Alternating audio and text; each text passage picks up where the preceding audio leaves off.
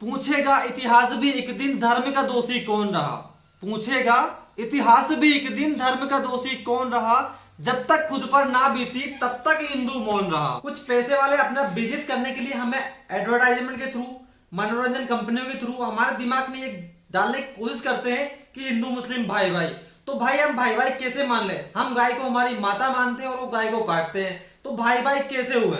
आपको हर रोज दो चार केस ऐसे देखने को मिल ही जाते हैं जहां लव जिहाद वाले केस, कहीं मुसलमान ने इसको काट के वहां पे डाल दिया। मतलब वो आपके दरवाजे के सामने खड़े हैं, आपकी खिड़की के सामने खड़े हैं आपको लोचने खाने के लिए, और आप बोलते हैं भाई भाई। तो भाई भाई कैसे मान ले? लखनऊ विधानसभा के सामने जली अंजना, जो कि लव जिहाद के चक्कर में आयशा बनी थी, उसकी आग ठंडी भी नहीं हुई थी कि हैदराबाद में राधिका का मर्डर हो गया।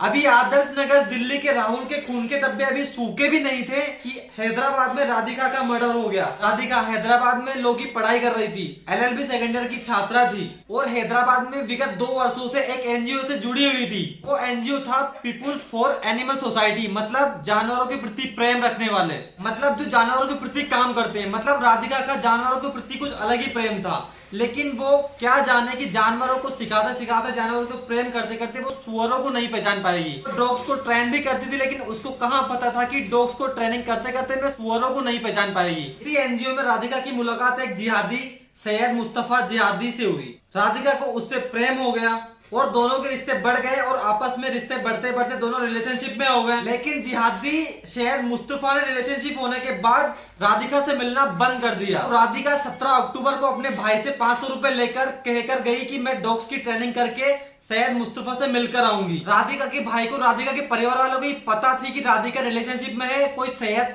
मुस्तफा नाम के एक लड़के से, लेकिन ये उनके घर का मामला है। उनके घर वालों की क्या प्रतिक्रिया रहेगी इस मामले में, वो अपन उस मामले में डिस्कस नहीं करते हैं। बात करते हैं राधिका के बारे में। राधिका जिहादी सैयद मुस्तफा से मिली और कहा कि तुम मेरे साथ रिलेशनशिप में हो, अब मैं शादी की कह रही हूँ तो तुम कल आजकल बता रहे हो। और राधिका ने सैयद मुस्तफा के ऊपर प्रेशर डाला। राधिका ने सैयद मुस्तफा के ऊपर प्रेशर बनाया तो सैयद मुस्तफा और उसके भाई ने मिलकर राधिका के साथ, राधिका का मतलब इतनी बेरहमी से मर्डर कर दिया, राधिका का कत्ल कर दिया। राधिका की लाश अभी 21 तारीख को ही बरामद हुई है मुस्तफा के घर से। लेकिन बात दरअसल समझने वाली ये है कि राधिका एक दलित बहन थी। आपको बता दूं कि बताना चाहता हूं कि मोदी मुर्दाबाद, योगी मुर्दाबाद नारे लगाने वाले, जोरों जोरों चिल्लाने वाले, चंद्रशेखर रावण जय भीम करने वाले, जरा जरा सी बात पर ऐसा कथित हिंदुस्तान मुर्दाबाद के नारे लगाने वाले, हिंदुस्तान को तोड़ने वाले, सनातन धर्म को तोड़ने वाले, जय भीम करने वाले कहाँ है? कहाँ दही जमा के बैठे अपने मुंह में? ये लोग बस अपनी राजनीति चमकाने के लिए दलित भाइयों को, बहनों को साथ में लेकर छाती पीटते हैं, सनातन को तोड़ने के नारे लगाते हैं, हिंदुस्तान मुर्दाबाद के नारे लगाते हैं, हिंदुस्तान को तोड़ने की बात कहते हैं। मैं आपसे पूछता हूं, क्या ये अपनी दलित बहन को न्याय नहीं दिला सकते?